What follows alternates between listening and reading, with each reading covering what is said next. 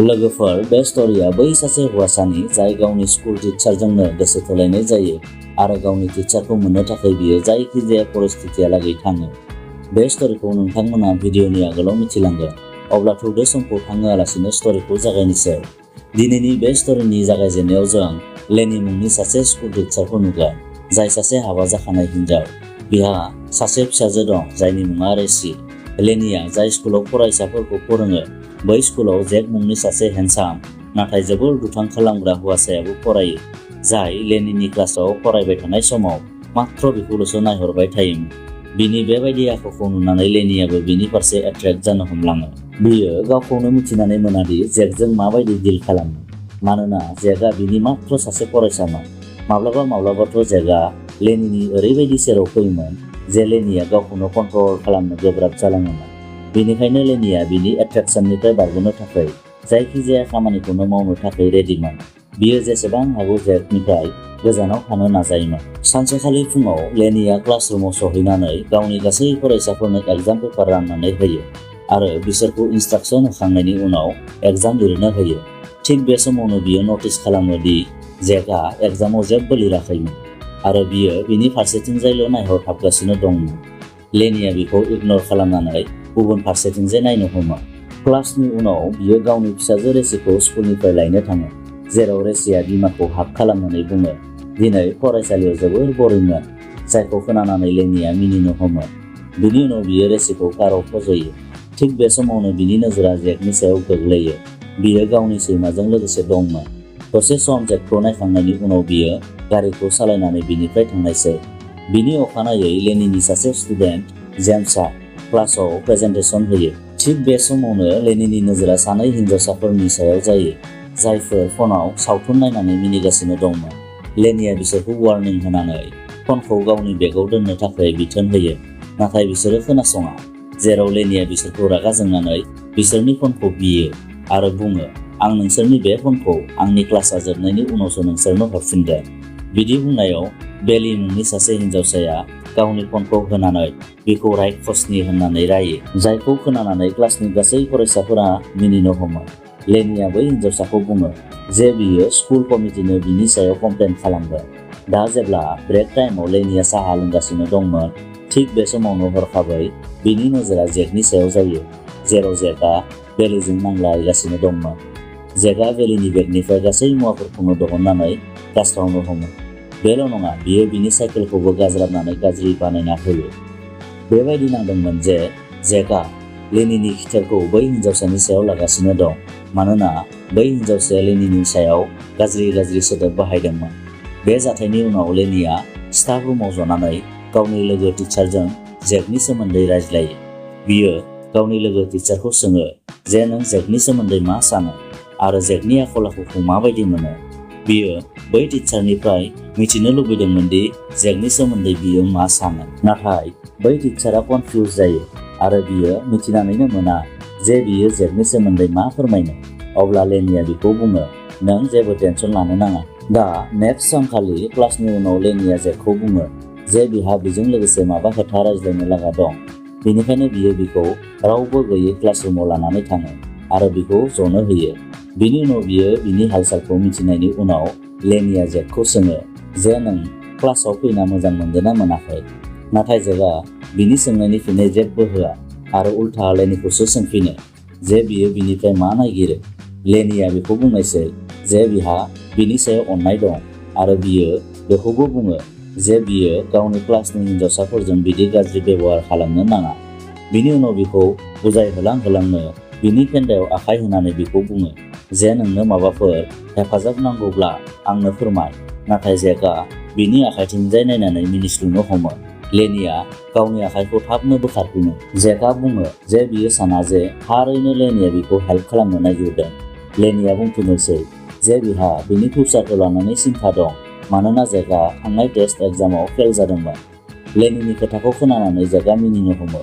बियो बिखौ बुङो जे फालतु खोथाफोरखौ बुंनायनि जायगायाव सैथोखौ बुं जे बियो बिनिफ्राय मा लुबैयो।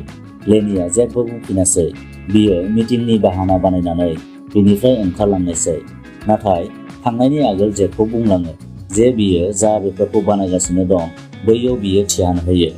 बिनि अखानायै जों फुङाव नुयो जे लेनिया जगिं खालामगासिनो दं, जेराव बियो मोनसे लेकनि सेराव थांनानै थाद'हैयो।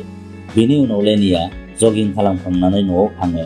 थांनानै बियो गावनि गासै फरायसाफोरनि रिपर्ट कार्डखौ मोजाङै नायबिजिरनो हमो आरो बियो नुयो जे जेकनि पारसेन्टेजआ जोबोर खममोन आरो बियो बे खोथाखौनो बुजायनो थाखाय जेकनि सेराव थांदोंमोन। बिनि अखानायै सुट्टी जानायनि उनाव गासैबो फरायसाफोरानो क्लासरुमनिफ्राय ओंखारलांनायसै। अब्ला लेनियाबो गावनि बेगखौ पेक खालामनो हमो। जेब्ला बियो क्लासरुमनिफ्राय थांनो हमो, अब्ला बियो नुनो मोनो जे जेकनि बेगआ हायाव गोग्लैनानै दंमोन।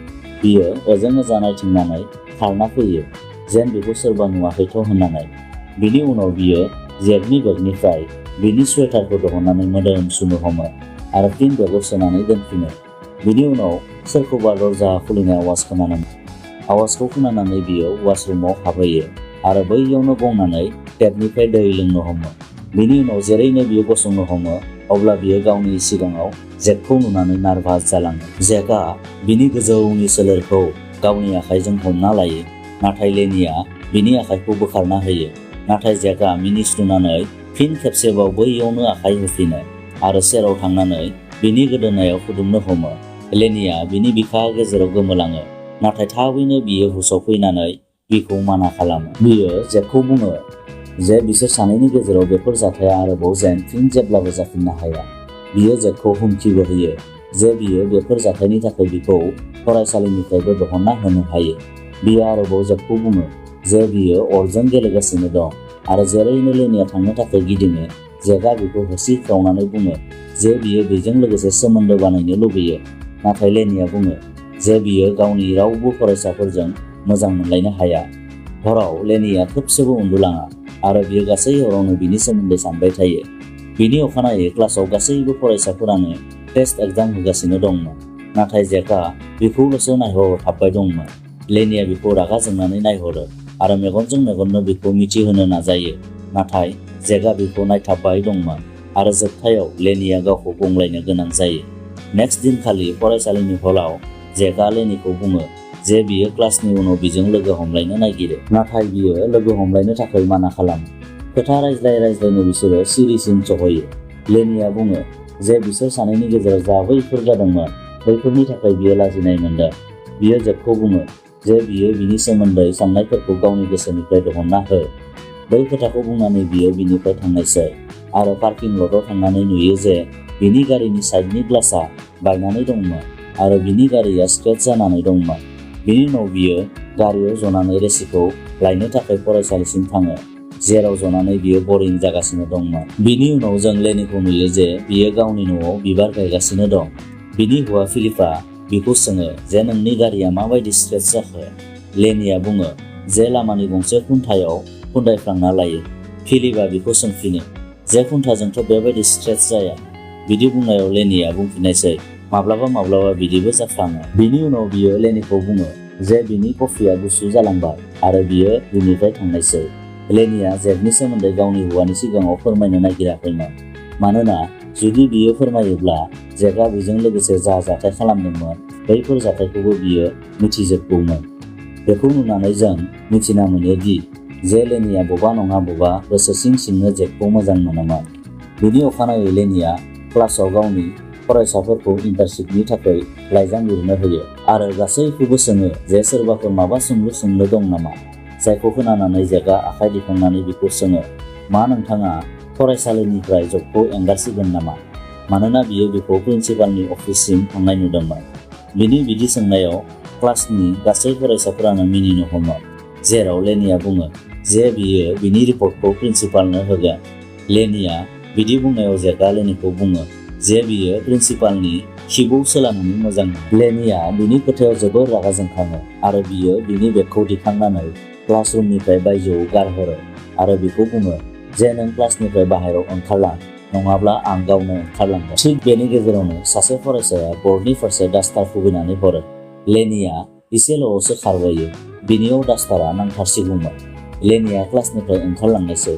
फरायसाफोरा इन्जय खालामनो हमो। बिनि अखानायै जेब्ला लेनिया जंगलाव जगिं खालामगासिनो दंमोन, अब्ला बिखौ बेबायदि नाङो जेन सोरबा बिखौ फल' खालामबाय दं। गोबां सम नायनायनि उनाव लेनिया बैहाय रावखौबो नुवा। लेनिया बैयाव जोबोर गिदोंमोन आरो खारबोनानै बियो न'आव फैयो। नेक्स्ट सानखालि जेब्ला लेनिया न'आव रेसिखौ फरायगासिनो दंमोन अब्ला बिनि फना गले गले रिं जानो हमो। नाथाय जेब्लानो लेनिया फनखौ रिसिभ खालामो अब्लानिया गुबुन फारसेथिंनिफ्राय जेबो रेसपन्स फैयामोन। बिनि अखानायै जेब्ला लेनिया फरायसालियाव थाङो अब्ला स्कुल टाइमनि आगोलनो जेकखौ क्लासरुमाव हारसिंनो जफाना थानाय नुनानै बियो गिखाङो आरो फरायसालिनि रिसेपसनिस्टखौ थांनानै बुंहैयो जे बियो दिनै एसे बोरैबा मोनबाय दं होननानै। बिदि बुंखांनानै बियो न'आव थांनायसै। बै खालिनो हराव डिनारनि थाखाय ओंखाम संबाय थानाय समाव फिलिपआ लेनिखौ सोङो जे दिनैनि साना माबायदि थांखो। हौवाया बिदि सोंनायाव बियो हौवाखौ थगायनायसै। बियो बुङो गासै सानावनो आं फरायसाफोरखौ फोरोंबाय थानायसै आरो फरायसाफोरनि एगजाम पेपारफोरखौबो चेक खालामबाय थादोंमोन। बिनि अखानायै रेसिखौ फरायसालियाव दोनखांनानै बियो खामानियाव थाङासै आरो गंसे दैमानि सेराव थाद'नानै आफेल जानो हमो आरो बिनि उनाव मिउजियाम नायनो थांनायसै आरो दसे समहालागै बियो सावगारिफोरखौ नायबाय थानो हमो। थिग बे समावनो बिनि नोजोरा हरखाबै जेकनि सायाव जायो, जायखौ नुनानै बियो शक जाखाङो। बियो थाबैनो बै जायगानिफ्राय ओंखारलांनो नाजायो, नाथाय लिफ्टआव बियो जेकखौ फिन लोगो मोनफिनो। जेकआ लेनिखौ बुङो जे बियो बिखौ मिस खालामबाय दंमोन, बेनिखायनो स्कुलाव थांनो नागिरदोंमोन। बिदि बुंनानै बियो लेनिनि सोलेरखौ सुइनो थाखाय आवगायबोयो। लेनियाबो थानो हायै जानानै बिखौ खेबनो खुदुमनो नाजायो, नाथाय जेकआ बिखौ होबथायो आरो गावनि आखाइजों बिनि सोलेराव बिलिरनो हमो। बै हरखालि लेनिया गले गले सिमां नुनो मोनो, जेरै बिनि फेमिलिया बिनिफ्राय गोजानाव थांगासिनो दं आरो बियो गिखांनानै थाबैनो सिरि मोनखाङो। लेनिनि जिउआ दा जोबोर बेले-बेजे जाजोब्बायमोन। बिनि सोलेराथ' जेकखौ मोजां मोनोमोन, नाथाय बिनि गोसोआ बुङोमोन जे बिनि फिसाजो आरो हौवायानो बिनि जिउआव गासैबो जोबमोन। बिनि अखानायै बियो सिरि-सिरि स्कुलाव प्रिन्सिपालनि अफिसाव हाबहैयो आरो बैनिफ्राय एगजाम पेपारखौ खावनानै लाबोयो आरो जेब्ला गासै फरायसाफोरानो लान्चनि थाखाय केन्टिनाव थांजोबो अब्ला बियो जेकखौ फासायनो थाखाय बै पेपारखौ जेकनि कटआव सोखोमाना दोनो। बिनि अखानायै लेनिया रेस्टरुमाव जनानै गावनि लोगो टिचारजों खोथा रायज्लायबाय दंमोन। थिग बे समावनो सोरबा सिकिउरिटि गार्डआ जेकखौ हमनानै बबा लांगासिनो दंमोन, मानोना एगजाम पेपार खावनायनि दायाव जेकखौ फरायसालिनिफ्राय दिहुनना होयो। लेनिया जोबोर गोजोननाय मोनदोंमोन, मानोना बियो जेकनिफ्राय बारग'नाय बायदि मोनदोंमोन। बिनि अखानायै लेनिया गावनि हौवाजों लोगोसे खाथियावनो थानाय मोनसे लेकआव दुगैनो हमो आरो सानैबो जोबोर इन्जय खालामनो हमो। सानैबो दै सिङाव थब्लयो। जेब्ला लेनिया दैसायाव फैयो अब्ला बियो नुयो जे बियो गावनि हौवाखौ जेरावबो नुवाखैमोन। लेनिया जोबोर गिखाङो। बियो सानो जे जेकआ फैफिनबाय खोमा होननानै। बिदि साननाय समावनो बिनि हौवाया दै सिंनिफ्राय सायाव नुजाफैयो। लेनिया बिनि अखानायै फरायसालियाव थाङो आरो बियो नुयो जे जेकनि सिटआ खालि जानानै दंमोन। नाथाय दा लेनिनि गोसोआव खुसि गैयामोन जे जेकआ स्कुलनिफ्राय थांबायमोन। बिनि गोसोआ जेकखौ नुयैनि थाखाय जोबोर बोरैबा मोनबाय दंमोन। बियो जेकखौ मिस खालामो। बिजों लोगोसे सम थांहोनायखौ बियो बावनो हायाखैमोन। जेकखौ बियो गले गले गोसोखांबाय थायो। जेकखौथ' बियो स्कुलनिफ्राय दिहुनना होबायमोन, नाथाय मेन्टेलि दाबो जेकआ बिनि गोसोआव दंबाय दंमोन।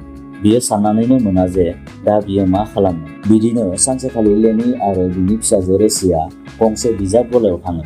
एक्चुअली रेसिया गावनि लोगोनो गिफ्ट होनो थाखाय गांसे बिजाब बायनो लागा दंमोन, नाथाय बिजाब गलायाव थांनानै रेसिया जिजों बानायनाय मासे जुनारखौ लानो थाखाय जिद खालामो, नाथाय लेनिया बिखौ माना खालामो। दसे समनि उनाव रेसिया बबा गोमायो। लेनिया बिखौ जोबोर नागिरो। फुरा 1 घन्टा नागिरनायनि उनाव जेब्ला बियो रेसिखौ मोना अब्ला लेनिया बैयाव थानाय सिकिउरिटिफोरखौ सीसीटीवी फुटेज दिन्थिनो थाखाय रिक्वेस्ट खालामो। सीसीटीवी फुटेजाव बियो नुयो जे जेकआ बिसोर सानैखौ फल' खालामबोबाय थादोंमोन आरो थिग बे समावनो बियो रेसिखौ बिजाब गलानिफ्राय बायजोआव ओंखारलांनाय नुनानै जोबोर गियो। बिदि गिनाय समावनो लेनिनि फनाव बिनि हौवानि कल फैयो। हौवाया फनाव बुंहरो जे रेसिया बिजों लोगोसे न'आव दं। बेखौ खोनानानै लेनिया जोबोर खुसि जायो। बियो सिकिउरिटिनिफ्राय निमाहा बिनानै गावनि न'आव थांनायसै। बै हरखालि जेब्ला बिनि फेमिलिया उन्दुगासिनो दंमोन अब्ला बियो दरजायाव सोरखौबा गले गले बुफैनाय आवाज खोनानो मोनो, जाय बिनि फर्ममोन। बेनिखायनो बियो बायजोआव ओंखारनानै होसिख्राव होयो।